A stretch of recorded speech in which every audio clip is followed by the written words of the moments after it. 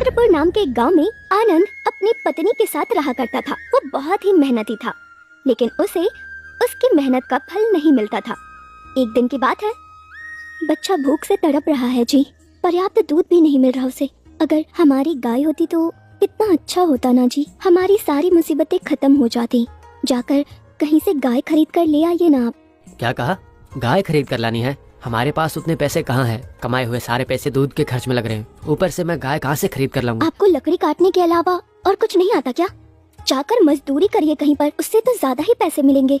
हमें मजदूरी देने वाला इस गांव में कोई भी नहीं है, लेकिन आजकल कोई खरीद ही नहीं रहा। बस एक दो आदमी ही खरीद रहे हैं। ऐसे कमाए हुए सारे पैसे हमारी गुजारिश में कम हो रहे हैं। हमें कुछ भी करके कमाने ही पड़ेंगे। तब तो एक ही रास्ता बचता है हमारे पास। मैं बच्चों को अपने साथ लेकर मायके जा रही हूँ। वहीं पर उनका पेट भर सकूंगी मैं अच्छे से। जब आप अच्छे से कमाने लग जाओ तब हमारे साथ रहना।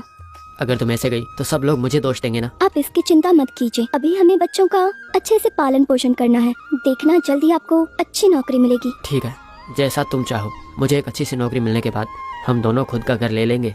इसके बाद आनंद अपनी पत्नी को मायके छोड़कर काम की तलाश में लग जाता है, लेकिन कोई भी उसे काम नहीं देता। कुछ तो करना ही पड़ेगा। जंगल में पेड़ काट के उस तरफ के गांव में जाकर बेच दूंगा। कोई ना कोई तो खरीदेगा। ऐसी हालत तो दुश्मन की भी नहीं होनी चाहिए। मैं कब अमीर बनूंगा ये मुझे नहीं पता। मुझे अपनी बीवी और बच्चों की सुख और शांति रखने का मौका कब मिलेगा नहीं पता। आखिर ऐसा कब तक चलता रहेगा? इसके बाद वो जंगल जाकर लकड़ी काटने लग जाता है। देखो, इस कागज पे लिखे हुए रास्ते के बारे में तुम्हें कुछ पता है क्या? जहाँ तक मालूम है वहीं तक बता दो हमें। यहाँ तो पूरा घना जंगल दिख रहा है। यहाँ से कहाँ जाना है हमें पता नहीं चल रहा है। जरा देखकर बताना अगर समझ में आए तो। मुझे तो यह जंगल पूरा पता है, मगर कागज में लिखी हुई रेखाएं थोड़ी अस्त व्यस्त लग रही है। हाँ, यहाँ से आप थोड़ी ही दूर जाएंगे तो वहाँ पे एक पहाड़ दिखाई देगा। मुझे लगता है कि वहाँ से आप लोगों को उत्तर दिशा में जाना चाहिए। कोठी, एक बार इधर आना। देखा तुमने, वो भी हमारे जैसा बलवान है। हमारा लक्ष्य साधने के लिए ये भी हमारी सहायता कर सकता है। ऊपर से इसको यहाँ के सारे रास्ते भी अच्छी तरह पता है। देखो, बात यह है कि हम कहाँ पर जा रहे हैं। किसी तीसरे को इसके बारे में बिल्कुल भी पता नहीं चलना चाहिए, समझे? सब लोगों को पूछते जाने से अच्छा है इसको ही हमारे साथ ले चले। ये हमारे साथ में बहुत काम आएगा। काम पूरा होने के बाद इसका क्या करना है वो काम के बाद ही सोचेंगे। नहीं नहीं नहीं, ये बात किसी तीसरे आदमी को पता चले मुझे पसंद नहीं। चलो चलो। इसके बाद वो लोग वहाँ से चले जाते हैं। ये लोग कौन है? इनको पहले तो मैंने कभी नहीं देखा है। उन लोगों के हाथ में जो पत्र वो बहुत पुराना लग रहा था। इनके हाथ में जो पत्र था उसमें मैंने देखा कि अंत में एक हीरा दिखाई दे रहा है। यानी कि ये लोग कुछ तो अनमोल चीज को ढूंढ रहे हैं यहाँ पे। इस तरह सारी लकड़ी काटकर उन्हें एक रस्सी से बांधकर अपने सिर पर रखकर चलने लगता है। ये क्या है? इतनी भारी बारिश हो रही है। दिखने में तो बहुत बढ़िया सा मौसम लग रहा था। उस बड़े पेड़ के नीचे ठहरूंगा। अरे अचानक बारिश तो रास्ते का रुकावट बन गई है। आगे का रास्ता साफ नजर भी नहीं आ रहा है मुझे। हमें कुछ देर के लिए कहीं रुक जाना चाहिए। इतनी बारिश में आगे जाना नामुमकिन हो रहा है हमारे लिए। वहाँ देखो, एक बड़ा सा पेड़ मुझे नजर आ रहा है। उसके नीचे ठहरते हैं। चलो जल्दी चलो। इस तरह वो लोग जाकर एक पेड़ के नीचे रुकते हैं। अरे कोटी, उस कागज को ठीक से रखा है ना?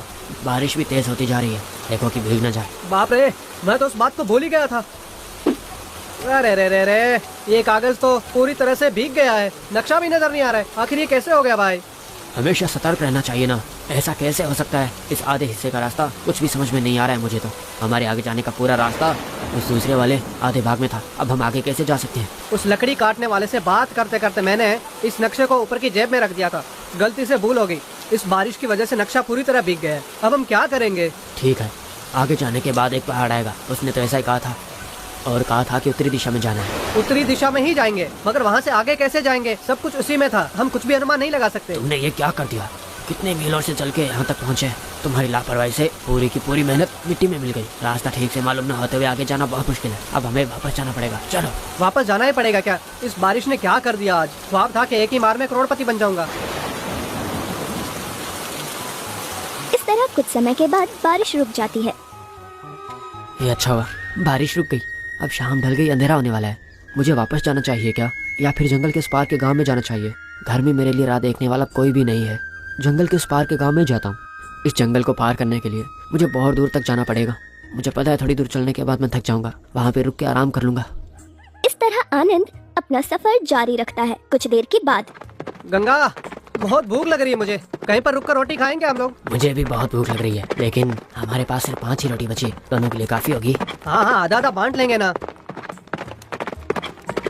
चलो यहाँ पर रुकते हैं, ऊपर से शाम भी हो गई है, थोड़ी आग जला लेते हैं हम लोग। वो लोग वहाँ पर बैठकर खाना खाने लगते हैं। तभी आनंद वहाँ पर आता है। देखो तो कोई हमारी तरफ आ रहा है। हाँ, वो तो दोपहर में हमको मिला था, वही लड़का है, यहीं पे आ रहा है। उसका घर कहाँ पे पता करके आज रात को हम उसके घर में ही आराम कर सकते हैं, सुबह चले जाएंगे। ए बाबू इधर आ। ये क्या, आप लोग तो अभी तक यहीं पर है? अब तक तो बहुत दूर चले जाना चाहिए था। वो सब एक बड़ी कहानी है। कुछ खाए पिए हो कि नहीं, या घर जाकर खाओगे? कुछ भी नहीं खाया मैंने, मेरा घर यहाँ पे नहीं है। मैं तो जंगल के उस पार के गांव में लकड़ी बेचने के लिए जा रहा था। क्या इतनी दूर सफर करके गांव में लकड़ी बेचते हो? लेकिन तुम तुम्हारे गांव में बेच सकते हो ना, इतनी दूर क्यों आते हो? हमारे गांव में कोई भी मेरे पास से लकड़ी नहीं खरीद रहे हैं। उनके घरों में काम करने वाले आदमी कोई लकड़ी दे रहे हैं वो, बस इसीलिए मैं दूसरे गांव में जा रहा हूँ। ओ, बहुत जोर से भूख लगी होगी ना, ये लो चलो रोटी खा लो। हम लोग तो ये समझ रहे थे कि तुम्हारा घर नजदीक में ही होगा, रात को तुम्हारे घर में आराम करके सुबह जल्दी निकल जाते। अभी मेरे घर जाएंगे तो जाते जाते सुबह हो जाएगी, इससे अच्छा यही है यहीं पर कोई अच्छी सी जगह ढूंढकर यहाँ रात बिता लेते हैं। वो तो ठीक है, लेकिन आप लोग जा कहाँ रहे हैं? ये हम तुम्हें नहीं बोल सकते, तुम भी यहीं सो जाना हमारे साथ। सुबह तुम अपने रास्ते और हम अपने रास्ते। अगर आप लोग नहीं बताएंगे तो मैं समझ सकता हूँ, लेकिन आप लोगों ने जब मुझे ये नक्शा दिखाया था उसके हिसाब से तो आप कुछ अनमोल चीज़ ढूंढने के लिए जा रहे हैं ना। लेकिन आप लोग अब वापस क्यों जाना चाहते हैं? ये क्या, हमने जितना समझा उतना भला नहीं है, हम तो कैसे भी वहाँ तक नहीं पहुँच सकेंगे। और तो इसे राज भी पता चल गया। हम लोग एक अनमोल चीज़ ढूंढ रहे हैं, वहाँ पे कैसे जाना है उस कागज़ में लिखा हुआ था, मगर बदनसीबी से वो कागज़ बारिश में बुरी तरह भीग कर खराब हो गया। ये लो, अब बस इतना ही बचा है, बस इसी कागज़ की वजह से हम वापस जा रहे हैं। दिखाइए, इसमें तो आधा हिस्सा है। इतनी अनमोल चीज़ को आपने इतनी आसानी से खराब कैसे कर दिया? इसलिए ही तो हम लोग चिंता कर रहे थे। अब उसके बारे में भूल जाओ तुम, ठीक है, और आराम से सो जाओ। आप लोगों ने जो नक्शा मुझे दिखाया था उस नक्शे के हिसाब से बाकी का रास्ता मुझे अच्छी तरह याद है। इस आधे हिस्से की सहायता से मैं दूसरा आधा हिस्सा बता दूंगा। क्या तुम्हें बाकी का दूसरा हिस्सा याद है? बताओ तो, इसको देख के कैसे जाना है हमें? हाँ, मुझे याद है। आप लोग तो अब तक उस पहाड़ के पास भी नहीं पहुंचे हैं, लेकिन आप लोगों को रास्ता दिखाने से मुझे क्या लाभ होगा? मैं क्यों आप लोगों को रास्ता दिखाऊं? देखा तुमने, मैंने कहा था ना ये लड़का नादान नहीं है। ठीक है, अगर तुम हम दोनों को उस खजाने तक पहुंचा दोगे, हम लोग उस खजाने में से तुम्हें भी कुछ हिस्सा दे देंगे। हाँ हाँ जरूर, तुम्हें भी कुछ हिस्सा दे देंगे हम लोग। पहले वहाँ पे पहुँचना कैसे है ये बताओ हमें। मैं पहले से ही आप लोगों को यहाँ से नहीं बता पाऊंगा, मैं भी आप दोनों के साथ चलूंगा।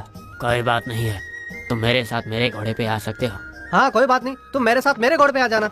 उसकी अगली सुबह वो लोग आनंद को साथ लेकर उसके बताए हुए रास्ते से चलने लगते हैं। इस तरह कुछ दूर जाने के बाद वो लोग आनंद के लिए एक घोड़ा लेते हैं और तीनों एक एक घोड़े पर बैठकर निकल जाते हैं। घोड़े बहुत थक गए हैं, ये कोई गांव लग रहा है मुझे। यहाँ पे रुककर घोड़ों को कुछ खिला पिला देते हैं कि नहीं? हमें भी बहुत भूख लग रही है, कहीं पे रोटी मिलेगी तो वो भी खा लेंगे बैठकर। आनंद, तुम हमें सही रास्ते पे लेकर जा रहे हो ना? तुम पर भरोसा करके इतनी दूर आए। अगर हम इस नक्शे के हिसाब से देखें तो अब हमें और एक दिन सफर करना पड़ेगा। तुम्हारी याददाश्त तो बहुत तेज है। ठीक है, मैं जाके हमारे घोड़ों के लिए कुछ खाने के लिए और पानी लेके आता हूँ। गंगा वापस आकर, हाँ, गांव वाले बोल रहे थे यहाँ नजदीक ही एक अच्छी सी सराय है, आज रात को हम वहीं पे आराम करेंगे, घोड़ों को भी वहाँ पे पानी मिल जाएगा। देखो आनंद, वहाँ पर अगर कोई भी पूछे कि हम कौन है, कहाँ जा रहे हैं, क्या कर रहे हैं, किसी को कुछ भी पता नहीं लगना चाहिए। आप लोग मुझ पे भरोसा कर सकते हैं, मेरी तरफ से आप लोगों को कोई भी नुकसान या आपत्ति नहीं होगी। उस रात वो लोग वहीं पर विश्राम करते हैं। अगली सुबह जब वो निकलने लगते हैं तभी वहाँ एक ऋषि आते हैं। आप लोग जहाँ जा रहे हैं वो बहुत खतरनाक सफर है, आपकी जान को खतरा हो सकता है। वो तो ठीक है, आप हो कौन, हम कहाँ पर जा रहे हैं, ये आपको कैसे पता? आप लोग कहाँ जा रहे हैं, कहाँ से आए हैं, ये आनंद आपको कैसे मिल गया, आप लोगों का नक्शा कैसे भीग गया, मुझे सब मालूम है। आप जैसे कई लोग पहले आए थे, खजाने के चक्कर में जान गंवा बैठे, इसलिए आप लोगों को चेतावनी देने आया हूँ। ये बहुत ही खतरनाक काम है, तुरंत आपका निर्णय बदल लीजिए। आप जो पहले की घटनाएं बता रहे हैं वो आप एकदम सही बोल रहे हैं, मैं जानता हूँ। हमारे पास जो खजाने का नक्शा था उसका भी आपने बता ही दिया। आपकी बातों से लग रहा है ये बहुत खतरनाक काम है, फिर भी हम लोग वापस जाने को तैयार नहीं है। चाहे कितना भी मुश्किल हो, हमें वहाँ पहुँचना ही होगा। मुझे आप लोगों को बोलना था, बोल दिया, अब आपकी मर्जी। अगर आप लोग वहाँ पहुँचेंगे तो भी आपको खजाना नहीं मिलेगा। उस खजाने को खोलने के लिए वहाँ पे एक चाबी की जरूरत होगी। वो चाबी हमें कहाँ मिलेगी, क्या आप हमें बता सकते हैं? आप लोगों को उसे ढूंढने की आवश्यकता नहीं है, वही देने के लिए मैं आप लोगों के पास आया हूँ। ये लीजिए, यही वो चाबी है, रख लीजिए। लेकिन एक बात जरूर याद रखना, वहाँ जाना बहुत ही खतरनाक काम है। लेकिन ये चाबी आपके पास कहाँ से आई? आप हमें उस खजाने के बारे में और कुछ बता सकते हैं? वो सब बताना जरूरी नहीं है, आप लोग अपनी कोशिश करके देखो। आप लोगों को इस रास्ते पे जाने के लिए एक नदी को पार करके जाना पड़ेगा। उस नदी को पार करने के बाद एक द्वीप में आ जाएंगे। जो आप ढूंढ रहे हैं वो खजाना उस द्वीप में ही है। मुझे तो बिल्कुल नहीं लगता कि आप वहाँ से जीवित वापस आ पाएंगे। हमें उस खजाने की चाबी देके कुछ समाचार देने के लिए आपका बहुत बहुत धन्यवाद। ऋषिवर बोल रहे थे कि वो बहुत खतरनाक सफर है। अब भी तुम हमारे साथ आना चाहोगे? मैं बिल्कुल साथ आऊंगा। कैसे भी करके हम लोगों को वो खजाना हासिल करना ही है। मैं किसी भी तरह की आपत्ति का सामना करने के लिए तैयार हूँ। तैयार हो जाओ। मुझे लगता है हमें आगे बढ़ना चाहिए। इस तरह वो लोग अपने सफर को आगे बढ़ाते हैं। उन्हें रास्ते में ऋषि के बताए अनुसार एक नदी मिलती है। यही वो नदी है जो ऋषिवर बता रहे थे। यहाँ से अब हमारे घोड़ों का चलना बहुत मुश्किल है। इन घोड़ों को यहीं पे छोड़ के हम लोगों को नदी पार करनी होगी, मगर यहाँ पर तो कोई नाव नहीं है। तो हम पार कैसे करेंगे? तैर के जाने के लिए तो वो बहुत दूर है। हम लोगों को लकड़ियों की एक नाव बनानी पड़ेगी। हम लोग उस नाव से नदी आराम से पार कर पाएंगे। मैं लकड़ियों से नाव बना सकता हूँ। वो देखो उस नदी में, वहाँ तो बहुत सारे मगरमच्छ हैं। अगर गलती से भी नदी में गिर गए तो जिंदा बचना मुश्किल है। हमें सतर्क रहना होगा। यहाँ से सफर बहुत खतरनाक लग रहा है। अब मुझे हमें सतर्क रहना चाहिए। इसके बाद आनंद उन लकड़ियों को जोड़कर एक नाव बनाता है। देखो नाव तैयार हो गई है। अब हमें इस पर चढ़कर जाना होगा। नदी के अंदर ना गिर जाए इसलिए बीच में खड़े रहना। पहले से चाकू हाथ में लेके हम लोग नाव में बैठेंगे। इसके बाद वो लोग सफर पर निकल जाते हैं। सफर के समय उन लोगों को कुछ मगरमच्छ उन लोगों को खाने की कोशिश करने लगते हैं। बाप रे, कैसे भी करके उन मगरमच्छों से बच ही गए। अब और खजाने तक पहुंचने के लिए हमें कितनी मुश्किलों का सामना करना पड़ेगा। यहाँ से जाते वक्त आजू बाजू के परिसर को ठीक से देखते हुए जाना पड़ेगा। किस तरफ कैसा संकट है हम बोल नहीं सकते। वहाँ तक पहुँचने तक ही मुझे इन लोगों से काम है। वहाँ पे पहुँचने के बाद इन लोगों को खत्म करके मैं पूरा खजाना हड़प लूंगा। वहाँ पे जाने के बाद इन लोगों को खत्म करके मैं उस खजाने को हड़प लूंगा। इन लोगों को उस खजाने में से हिस्सा भी नहीं दूंगा। कैसे भी करके उस खजाने से कुछ हिस्सा मिल जाएगा तो मेरे सारे के सारे कष्ट दूर हो जाएंगे। तब मैं अपनी बीवी और बच्चों को घर ले जाकर एक अच्छा सा घर बनाकर सुकून से जी सकूंगा। इस तरह आगे चलते हुए गंगा एक कीचड़ में फंस जाता है। ये तो बहुत बड़ा कीचड़ का जाल बना है। मैं तो इसे देख भी नहीं पाया था। मेरा शरीर इसमें फंसता जा रहा है। मुझे बाहर निकालो। घबराना मत दोस्त। ये लो, इस लकड़ी को छट से पकड़ लो। जल्दी वैसे ही पकड़े रहना, ठीक है? भाई तुम्हें चोट तो नहीं लगी ना? मुझे चोट नहीं लगी है। वहाँ पर पूरे पत्ते बिछाए थे इसलिए मैं उनको पहचान ही नहीं पाया था। बहुत होशियार रहना। ऐसे जाल कहीं भी बिछे हो सकते हैं। देखो तो वहाँ पे एक छोटा सा पहाड़ दिख रहा है। उस नक्शे के हिसाब से हमें उस पहाड़ को पार करके दूसरी तरफ जाना है। यानी कि हम लोग ठीक रास्ते से जा रहे हैं ना? और कितनी दूर होगी वो जगह यहाँ से? हम लोग तो उस खजाने के बहुत नजदीक हैं। कुछ ही देर में हम लोग वहाँ पे पहुँच जाएंगे। पहाड़ को पार करने के बाद इन दोनों को खत्म करके अगर चाबी ले ली तो सारा खजाना मेरा होगा। इसके बाद वो लोग उस पहाड़ पर चढ़ते हैं। अचानक बहुत सारे सांप उन पर वार करने लगते हैं। अरे ये सांप तो बहुत जहरीले हैं। अगर इन्होंने हमें डस लिया तो हमारा जिंदा रहना नामुमकिन है। वो लोग सांप से बचने के लिए इधर उधर भागने लगते हैं। तभी एक सांप गंगा को काट लेता है और वो नीचे जमीन पर गिर जाता है। हे भगवान! अरे दोस्त, गंगा अब नहीं चल पाएगा। दोनों उसे उठा के लेके जाते हैं। आनंद तुम मत रुकना। अब तो हम लोग गंगा से हाथ धो चुके हैं। अगर हम लोग यहीं रुके तो ये जहरीले सांप हम पर भी हमला करेंगे। जल्दी से यहाँ से बचकर निकलना पड़ेगा। इस तरह गंगा सांप के डसने से वहीं पर मर जाता है। वो दोनों किसी तरह उस पहाड़ से नीचे उतरते हैं। इस तरह वो लोग कई मुश्किलों का सामना करते हुए आखिरकार उस खजाने तक पहुंच ही जाते हैं। हे भगवान, आखिरकार हम लोग उस खजाने तक पहुंच ही गए। मगर गंगा का इस तरह से मरना मेरे मन को बहुत ठेस पहुंची है। हाँ, मुझे भी थोड़ा दुख हो रहा है। मगर हम लोग इस स्थिति में क्या ही कर सकते हैं। चिंता करके कोई फायदा नहीं है। देखो चाबी तुम्हारे पास है ना? जाओ दरवाजा खोल दो। गंगा तो अभी भी मर गया है। बाकी बचा आनंद। अगर मैं इसको खत्म कर दूंगा तो इतने बड़े खजाने को घर तक पहुंचाना मुश्किल होगा मेरे लिए। यहाँ से निकलने के बाद आनंद को भी मैं खत्म कर दूंगा। तुम यहीं पर रुको, मैं जाके खजाने का दरवाजा खोलूंगा। इस तरह आनंद को वहीं पर खड़ा करके वो चाबी लेकर बगल के खजाने का दरवाजा खोलने लगता है। जैसे ही वो अंदर जाता है कुछ जहरीले तीर आकर उसके बदन में घुस जाते हैं और कोटी भी वहीं पर मर जाता है। उसके बाद आनंद, ये क्या? ये भी आंखों के सामने मर गया। लेकिन इतने सारे खजानों को देख के बहुत ही सुकून मिल रहा है। अब तो ये सारा का सारा खजाना मेरा है। इस खजाने को हासिल करने के लिए कोटी और गंगा ने मेरी बहुत सहायता की है। इसलिए उन लोगों के घर का पता लगा के उनके परिवारों को भी इसमें से कुछ हिस्सा देना पड़ेगा मुझे। इस तरह आनंद उस पूरे खजाने को अपने घर लेकर जाता है। उनमें से कुछ हिस्सा कोटी और गंगा के परिवार को देकर बाकी की संपत्ति से अपनी बीवी और बच्चों